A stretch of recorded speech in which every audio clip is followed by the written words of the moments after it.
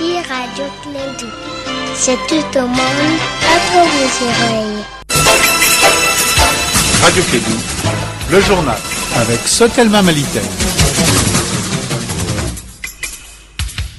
Le projet SAPEP vient en aide aux petits exploitants. Le résultat a pu faire un rendement de 3 à 4 tonnes à l'hectare.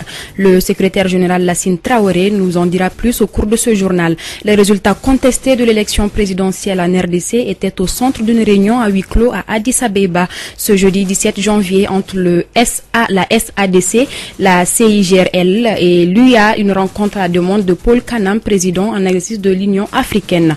Laurent Gbagbo et Charles Blé Koudé attendent la décision de la Chambre de l'appel de la Cour pénale internationale. Elle doit statuer rapidement sur un recours de la procureure de la CPI sur la remise en liberté de l'ancien président ivoirien et de l'ex-chef des jeunes patriotes.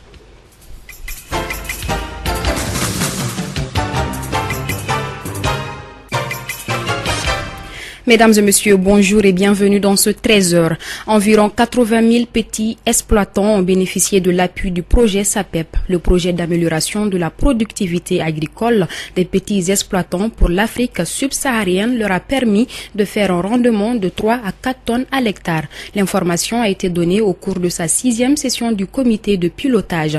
Elle s'est tenue au ministère de l'Agriculture. Nous vous proposons d'écouter le secrétaire général de l'Agriculture, Lassine Dombélé, au micro de Fanta Diakité.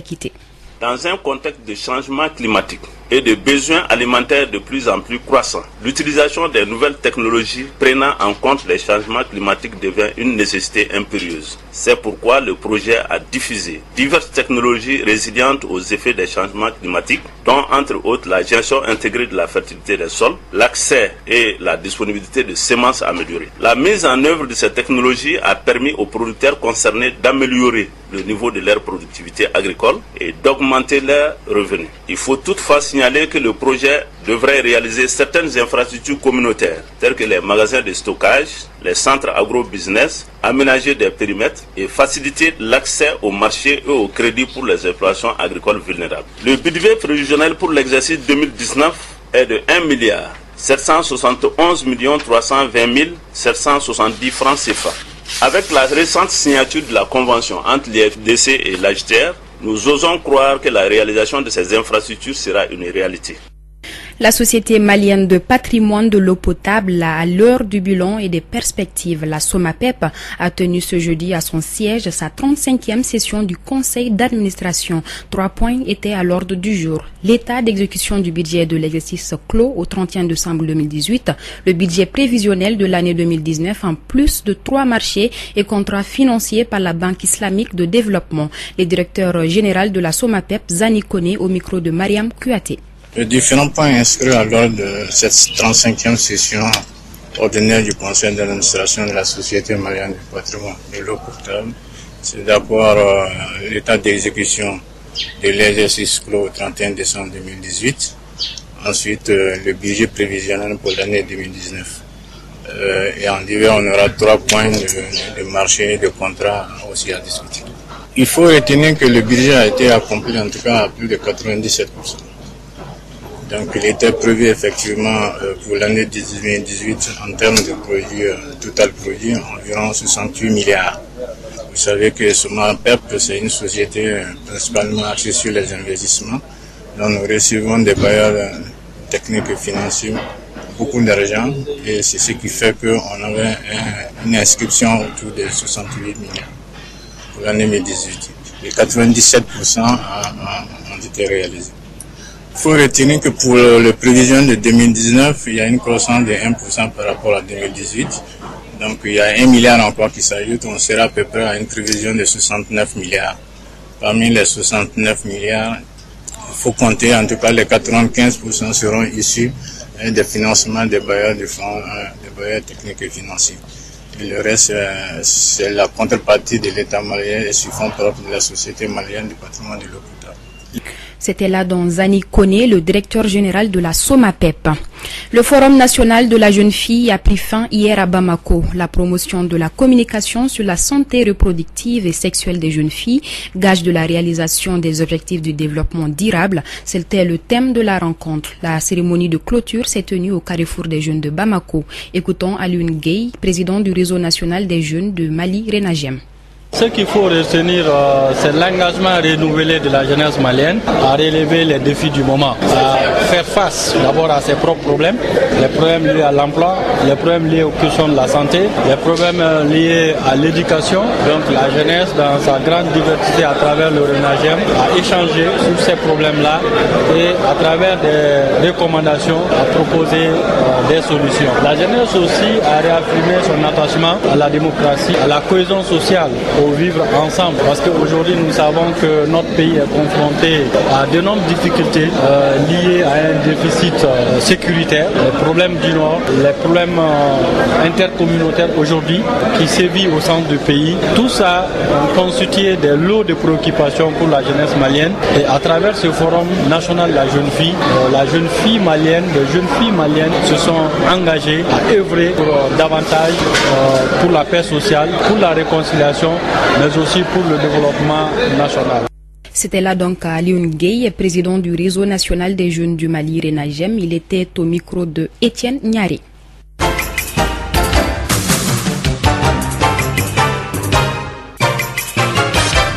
Actualité internationale, je le disais dans le titre, Laurent Gbagbo et Charles Blé Koudé attendent la décision de la Chambre de l'appel de la Cour pénale internationale. Elle doit statuer rapidement sur un recours de la procureure de la CPI sur la remise en liberté de l'ancien président ivoirien et de l'ex-chef des jeunes patriotes. Le gouvernement ivoirien a indiqué jeudi 17 janvier 2019 dans un communiqué qu'il prenait note de la décision de la CPI d'acquitter Laurent Gbagbo et Charles Blé Koudé. Dans ce communiqué et dans un esprit de décryptation, il a aussi promu un geste financier en faveur des victimes qui saluent le geste mais qui ont toujours des doutes. Le bilan de l'attentat à la voiture piégée qui a eu lieu à Bogota hier jeudi matin s'est encore alourdi. Il est désormais 21 morts plus de 110 blessés. C'est l'attentat le plus meurtrier depuis 2003 dans la capitale et depuis la signature des accords de paix avec la guérilla des FARC en 2016. L'explosion a eu lieu jeudi en début de matinée dans les installations de l'école de police Santander dans le sud de la capitale. Les soupçons des autorités se portent sur l'armée de libération nationale, une petite guérilla marxiste encore active. Le président Duc a décrété jeudi soir 3 jours de deuil national. Dans la journée, il avait multiplié les appels à l'unité nationale. Emmanuel Macron présentait ses vœux aux armées ce jeudi sur une base militaire proche de Toulouse. Il a affirmé que la France restait engagée dans la lutte contre le terrorisme au Sahel et dans la stabilisation du Moyen-Orient.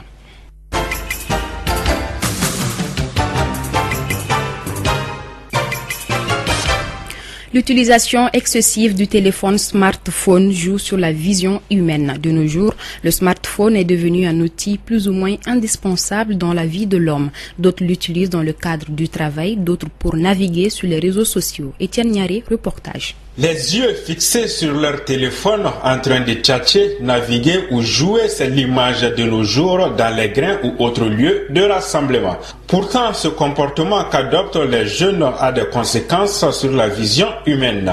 Isiaka Sako, promoteur du cabinet Espace Vision et enseignant de la technologie lunetière à l'IOTA. Donc cette utilisation excessive des téléphones peut causer ce qu'on appelle la presbytie précoce parce que l'œil en fait est conçu normalement pour voir de loin. Donc quand on regarde en vision éloignée, quand on regarde un objet qui est éloigné de nous, donc dans la normalité, quand on n'a pas de défaut, quand on n'a pas de problème sur l'œil ne fait pas d'effort. Donc le fait de voir en vision de près, de voir des objets en vision rapprochée, c'est un effort pour l'œil.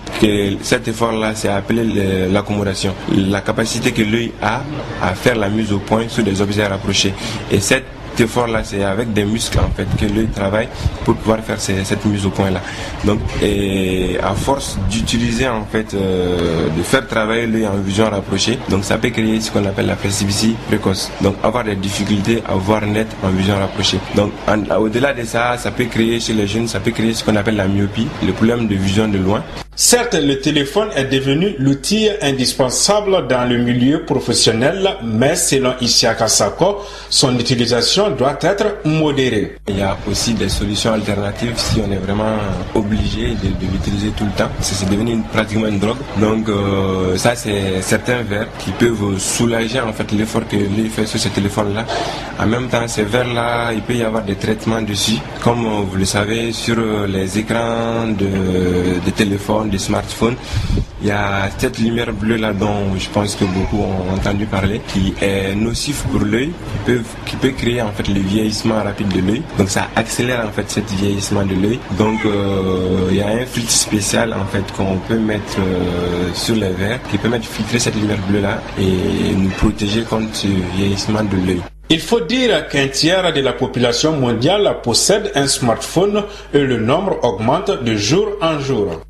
Dans le même décor, les réseaux sociaux prennent de plus en plus de l'ampleur dans notre société. Ils permettent de se rapprocher, de communiquer et de distraire, mais aussi ont des conséquences néfastes, surtout pour les couples. Mariam Kouyaté.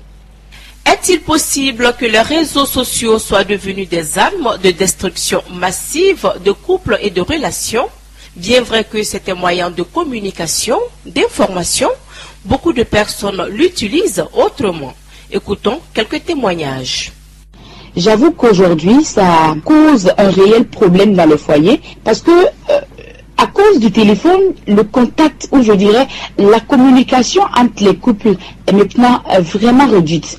Réduite pourquoi? Parce que étant à la maison, madame est occupée avec son téléphone, monsieur est occupé avec son téléphone et on en vient à oublier qu'on a un partenaire avec qui on doit causer. On oublie qu'il y a un partenaire avec qui on doit raconter sa vie. Mais non, on préfère raconter la vie à des amis qui sont loin. C'est vrai, de la même manière où ça coupe la communication, il y a des choses qui se passent dans les téléphones. Quand madame découvre ce que monsieur est en train de faire avec son téléphone, ça peut briser le foyer. Ça nous crée des problèmes, c'est dû à notre comportement. Donc, et puis encore, il y a des gens qui peuvent rester connectés jusqu'à pendant des heures avancées. Cela a des inconvénients. Il y a des couples qui vraiment arrivent même au divorce avec ces mauvaises pratiques que les gens adoptent avec le téléphone. Ils oublient que ils sont là pour vivre ensemble, pour s'entendre, pour qu'il y ait de l'harmonie, quoi. Selon certains internautes, l'utilisation du réseau social est comme un plat appétissant. Quand on y goûte, on ne peut plus s'en passer. En général, les gens le font juste pour quelques minutes. Ça, c'est pour commencer. Ils disent, bon, je prends mon téléphone, je fais quelques minutes, 5 minutes. Ça, c'est quand on commence. Mais dès que tu commences là, tu ne peux plus arrêter. Tu continues. En même temps, ça prend toute ta réflexion, ton imagination, ton esprit, à tel point que tu oublies même que tu as à côté de toi quelqu'un. Donc, tu oublies madame ou tu oublies monsieur. Et souvent, monsieur parle à madame, madame n'entend pas. Ou madame parle à monsieur, monsieur n'entend pas. C'est pas exprès, c'est parce que, alors, ils sont versés dans ça. Ça devient une drogue. Alors, que faire pour ne pas goûter à cette drogue? C'est de se fixer des principes. On se dit peut-être, on est à la maison à 18h, à partir de 20h, personne ne touche son téléphone. Si ce n'est pas peut-être pour des appels. Ce que je propose comme solution, donc, est d'abord, une fois que l'homme est dans le salon, il est ici là avec madame, il doit laisser le portable. Vous devrez être un bon exemple. Alors, vous devrez quand même s'occuper de votre mari et de votre femme. Parce que la vie de couple, c'est un engagement qu'ils ont pris devant Dieu et devant les hommes. Alors, cette situation ne doit pas être négligée. Alors, ils doivent trouver un terrain d'attente pour, s'ils ne peuvent pas s'en passer du téléphone qui est devenu un moyen de communication dans ce 21e siècle. Alors, c'est de commun accord qu'ils doivent voir quand est-ce qu'il faut utiliser ces téléphones, que ça... Peut-être que cela peut vous sembler exagéré, mais vrai. Les réseaux sociaux utilisés tout au long de la journée et à des heures tardives la nuit pourraient avoir des conséquences désastreuses dans votre foyer. Alors, Prenez soin de la personne qui est à vos côtés et souvenez-vous qu'il ne s'agit que de simples divertissements, pas d'une manière de vivre. Merci Mariam pour ces conseils. Voilà, c'est tout pour ce journal. Merci à vous de l'avoir suivi. La présentation était assurée par Bibata Mamotouré avec la complicité technique de Fatou Fall. Retrouvez tout à l'heure votre chronique Elect.